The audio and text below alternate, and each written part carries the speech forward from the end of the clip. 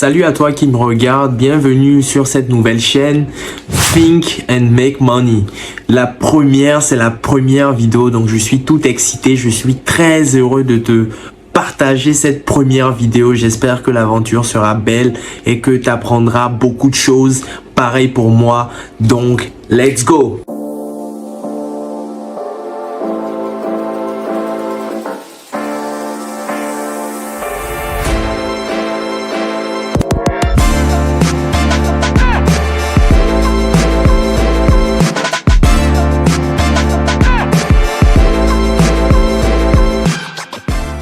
La première thématique de cette nouvelle vidéo porte sur comment travailler plus de 100 heures par semaine. Oui, tu as bien entendu, comment travailler plus de 100 heures par semaine. C'est mon cas et je souhaite te faire un retour d'expérience après plus de 6 mois à travailler suivant cette masse horaire qui est impressionnante. Je sais qu'il y a beaucoup de vidéos qui prônent comment gagner de l'argent sans grand effort, comment être riche en restant sur son canapé, bref, des thématiques qui ont rapport à la facilité. Et moi, je vais à contresens de cette idéologie paresseuse de facilité. Et aussi, je vais à contresens de l'idéologie qui veut qu'on travaille que 35 heures. Oui, si tu es ambitieux, tu as envie de gagner plus que Monsieur Tout le Monde, il faut travailler plus de 35 heures. Et des fois, il faut être amené à jongler dans plusieurs activités. Et c'est mon cas. Donc, sans plus tarder, voici les 10 secrets qui me permettent de travailler plus de 100 heures par semaine. Tu es intéressé? So, let's go. 1. Il faut nécessairement, pour réussir ce challenge, avoir un objectif clair et précis. Cet objectif va te guider au quotidien. Cet objectif va te permettre de tenir le coup.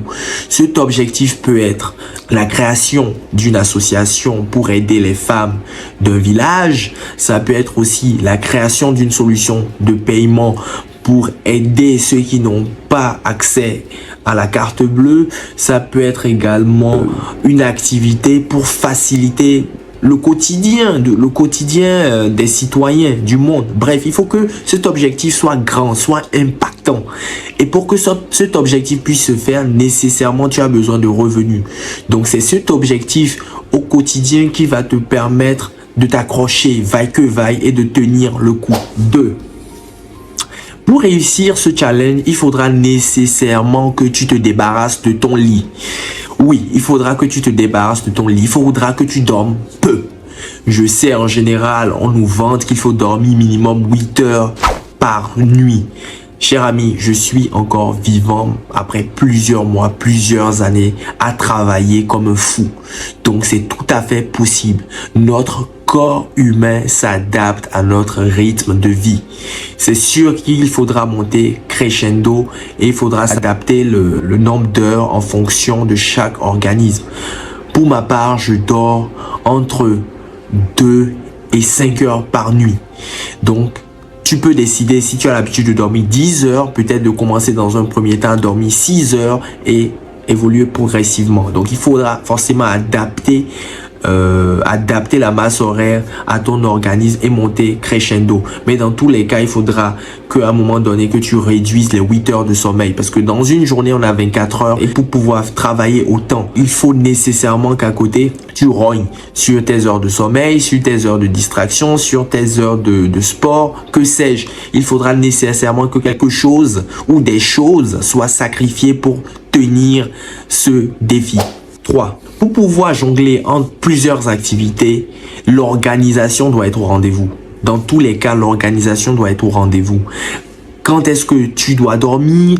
À quel moment tu dois faire telle tâche? Pour illustrer, moi en tant qu'ingénieur commercial, je peux prendre ma pause entre midi et 2 pour aller par exemple préparer l'accueil des voyageurs de mon logement, des clients de mon logement, plutôt que d'aller en pause.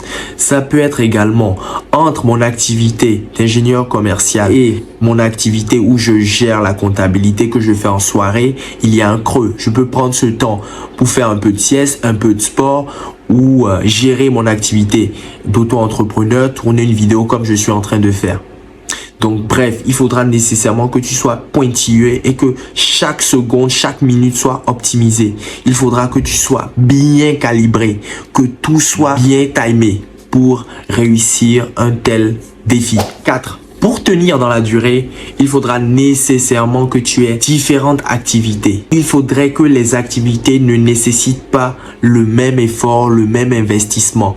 Ça peut être par exemple pour la première activité, un effort intellect, un effort psychique, un effort mental. À côté de ça, l'autre activité peut être par exemple un effort physique, un investissement physique ou quelque chose qui ne nécessite ni l'effort physique ni l'effort intellectuel, mais plutôt quelque chose que tu fais de manière répétitive. Bref, il faudrait nécessairement que les activités ne soient pas identiques pour tenir dans le temps. Tu peux être par exemple en journée comptable et en soirée gérer la caisse d'un supermarché. Tu es d'accord avec moi que les deux activités ne nécessitent pas le même effort intellectuel, le même effort physique. Voilà, c'est aussi un autre élément à tenir en compte. 5. Pour tenir dans la durée, il faudrait aussi que les activités que tu mènes ou la seule activité qui nécessite autant de masse horaire soit quelque chose qui te plaît ou te plaise. Quand on aime ce qu'on fait, on a l'impression de ne pas travailler. Et moi, malgré cette masse horaire, malgré ces nombreuses activités, j'ai du plaisir à le faire au quotidien. C'est même pour ça que je m'en fous d'aller boire des verres. Je m'en fous de sortir. C'est comme ceux qui adorent sortir. Malgré la fatigue, ils sont toujours en train de sortir. Ils sont dans des bars, dans des clubs. Et voilà, donc ils aiment ce qu'ils font. C'est ça le secret. Quand tu aimes ce que tu fais, tu n'as pas l'impression de travailler. Et c'est la même chose. Il faudra nécessairement cibler des choses dans lesquelles tu te plais, tu te sens à l'aise, tu aimes faire. 6. Bien entendu, pour tenir cette masse horaire, chaque heure compte, chaque minute est précieuse, chaque seconde est capitale. C'est pour cela que tu dois choisir tes priorités. Tu dois supprimer les distractions. Tu dois supprimer des activités inutiles. Moi, par le passé, je jouais à la console. Mais ça fait plusieurs temps que ça fait un bon moment que je ne joue plus à la Play. Je suis rarement des séries. Je regarde, quand je veux me distraire, je regarde des documentaires qui vont me permettre de me développer, de monter en compétences. Je sors prendre moins de verres aussi également. Et l'avantage, quand tu réduis tes sorties, c'est que tu prends beaucoup plus de plaisir à profiter de ces moments qui sont rares. Ce qui est rare est agréable. Ce qui est rare est jouissif. Ce qui est rare est agréable, est plaisant. Donc, il faudra nécessairement choisir ses priorités. 7. Tout effort nécessite récompense. C'est pour cela, quand bien même tu travailles beaucoup, il faudra nécessairement te trouver des moments de plaisir. Ça peut être par exemple partir en week-end, ça peut être aller faire du shopping, ça peut être aller s'acheter le dernier iPhone. Bref, il faudra nécessairement que après les efforts fournis, que tu puisses te récompenser par moment. Attention, il ne s'agit pas de vider tout son argent, car si tu travailles autant, c'est pour atteindre quelque chose de grand. D'où le premier secret qui est d'avoir un objectif clair et précis. Personne ne travaille autant juste pour le fun, juste pour se gosier, juste pour devenir fou. C'est parce que derrière, on a un objectif à atteindre. Donc, il faudra se faire plaisir occasionnellement et ne pas dilapider tout en préservant, tout en gardant une partie de son épargne. 8. Dans la même lignée du choix de ses priorités, il faudra nécessairement déléguer des tâches. On a tous une vie privée et une vie professionnelle. Moi, pour ma part, dans la vie privée, il y a des choses que je ne peux plus faire. Par exemple, balader mon animal qui a besoin de sortir, de se distraire. Cette tâche, je la délègue à mes sœurs. Faire les courses, pareil. Cuisiner, faire à manger, j'ai du plaisir à faire à manger, mais malheureusement, je ne peux plus le faire. Je délègue ou des fois, je mange dehors pour gagner du temps.